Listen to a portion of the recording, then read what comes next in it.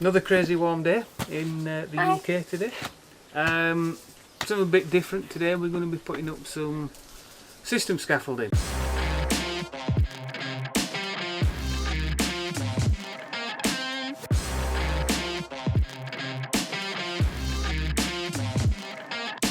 Something we bought about 10 years ago now. I was out, no, maybe 9.5, 10 years ago. 9.5, 10 years. Yeah, it would be 8.5, 9 years ago. Yeah, maybe. So we're going to show you how to how we put up a system scaffolding. I'm not saying that this is the professional way of doing it. If you ever buy any system scaffolding, it'll have instructions in it. Read them, pay attention to them, follow the safety instructions, all the usual things. We're just going to show you how we do it, based on the fact that, you know, we're two people who don't do it for a living and don't look scaffolding around on a regular basis, you know, and are differing in strength, let's say, without being too disrespectful. That's a real polite way to say that I'm not very strong. Yeah, but it's just showing how we do it, how we'd find an easy way of putting system scaffolding together and making it work. I'll show you where we actually currently store the scaffold. You'll see it's far from ideal, and because we've cleared this space, and if you saw last week's video, which I'll link up here somewhere for you, you'll see the space that we've cleared at the side of our current garage. So we thought we'd move our scaffold from where it currently is, which is over there, to here, and we'd store it actually on the scaffold. We'll put up a scaffold frame and we'll store it there to make it a more permanent home. So as you can see, this is our current scaffold store. Far from ideal, really. It's propped up against a wall. It's not a particularly sturdy wall, and then we've got a whole host of other scaffold and traditional scaffold there. We'll put a bay up where we've done this, get the scaffolding stacked on the bay, get it all organised, whether it be somehow, somewhere. Let's see what happens. See how many times I drop it on my foot. Safety boots are important. Safety boots. Make sure you've got gloves because they have a tendency to nip. Yeah. So if you get your hand caught in one of the poles or the transoms or the ledges as you start to put it together, we'll explain what transoms and ledges are as we go along. Yeah. It comes keen if you nip it. So the one thing you will need is a couple of mallets, hammers, brick hammers, whatever. So just something so you can knock your pegs in firm.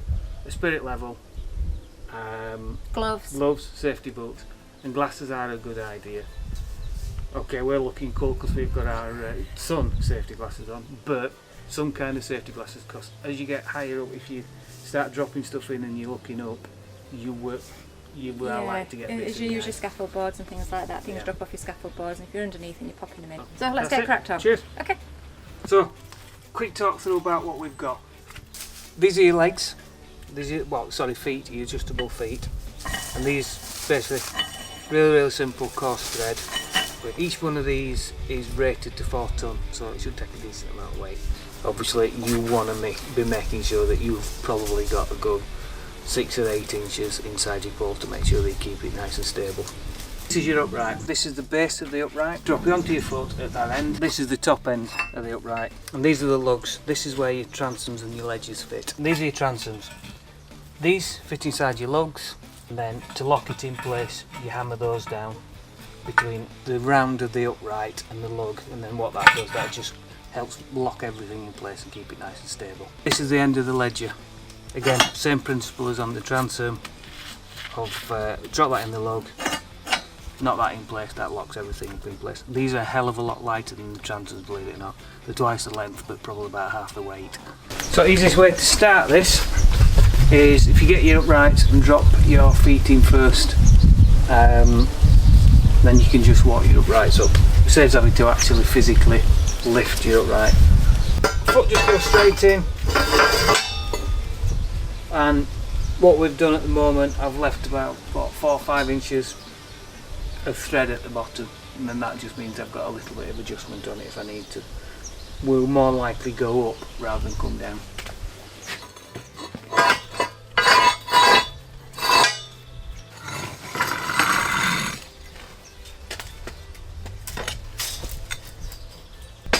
Lowest second one, we put it. Yeah, exactly right.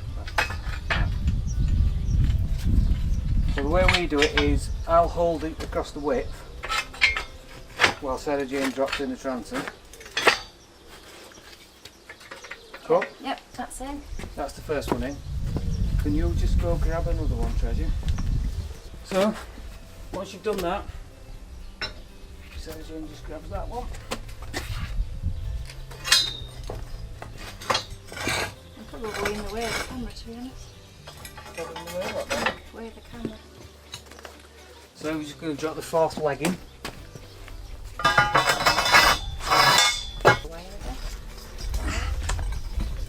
Give it up.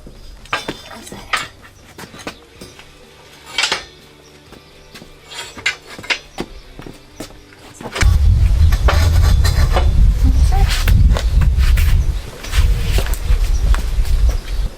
Right, so what we need to do now is level everything up. Leveling the sides up first because we know that it's on a slightly uneven surface, lads. Yeah.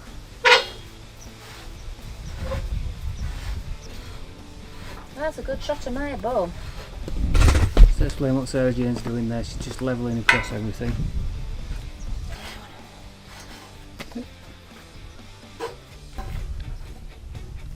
It's as good as. So that's it, that one's level. I can drive home the wedges. So just to explain, this is how your wedges drop in. You look, your end of your ledger drops into your lug, your wedge drops down, and then just to make sure that it locks into place.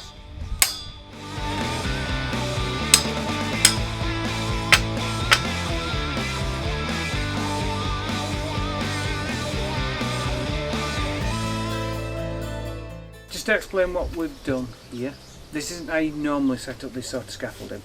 We've set this up so we're using it as storage. What you would typically do with this is you'd have a transom at the base and probably a ledger at the base, and then what you would do is you'd have a transom every two, or this is how we've done it, let's put it that way. We'd have a transom every two, and your transoms is where your 8 foot 2 inch wide boards sit.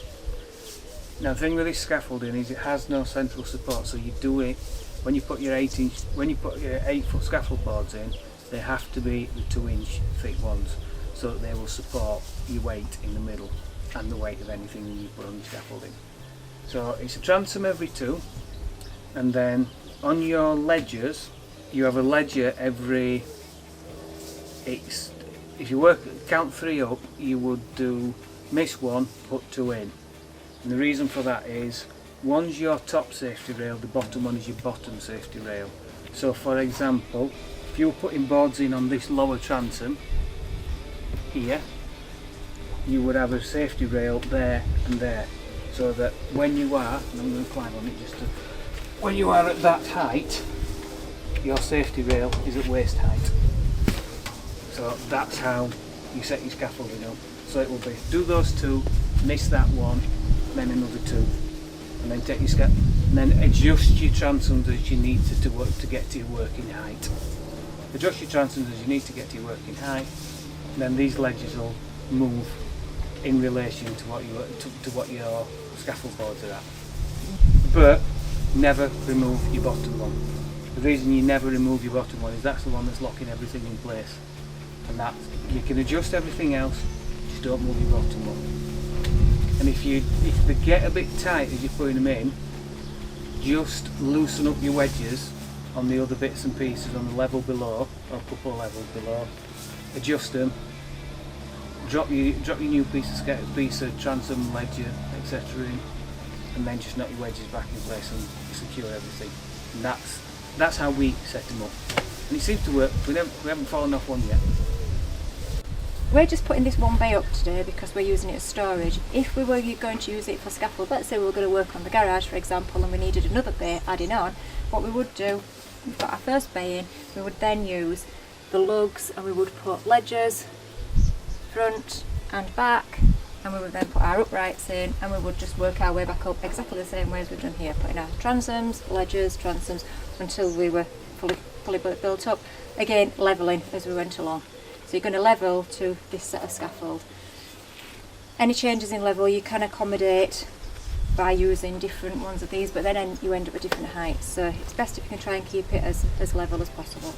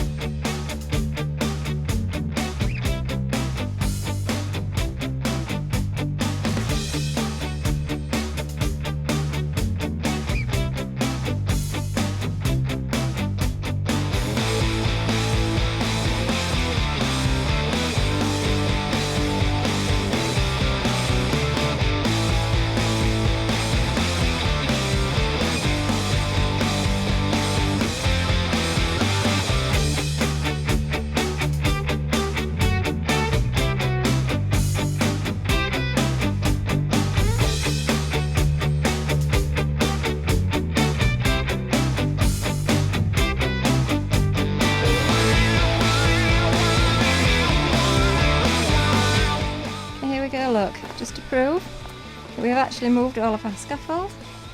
This is the wall, and all the scaffold, remember, was down here.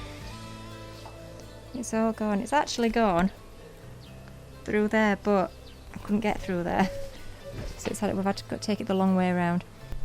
Look who's peeping around the corner. That's it. Yeah, I'm here. Done. And as you can see, scaffolding all sorted.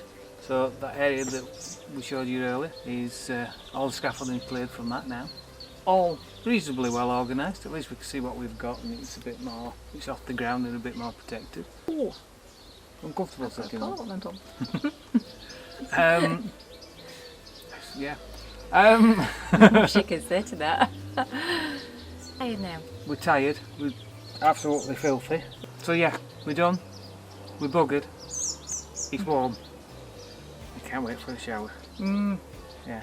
And remember, when it comes to actually putting up your system scaffold, make sure you follow the instructions. We're not experts by any means. And it's easily a couple of years since we last actually put any up. We're a bit out of practice. We're a bit out of practice, but it gave you a rough idea about how it went together. We didn't have safety hats on. I would recommend you have safety hats on. It's, or at the very least, a bump cap. It's really easy to kind of stand up and bang your head on a bolt the or transoms.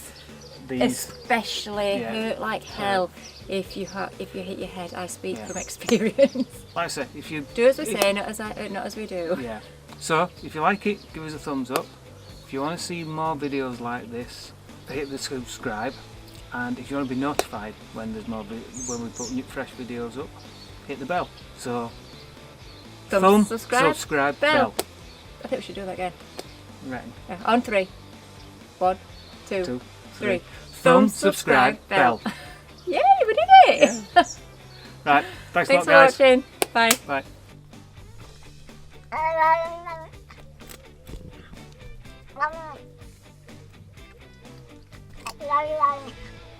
Bella like dreamies. Do you like them a lot? Want another one? Want another? Last one? You've lost it. Don't think she's bothered. I've got really dirty hands and nails. Last one.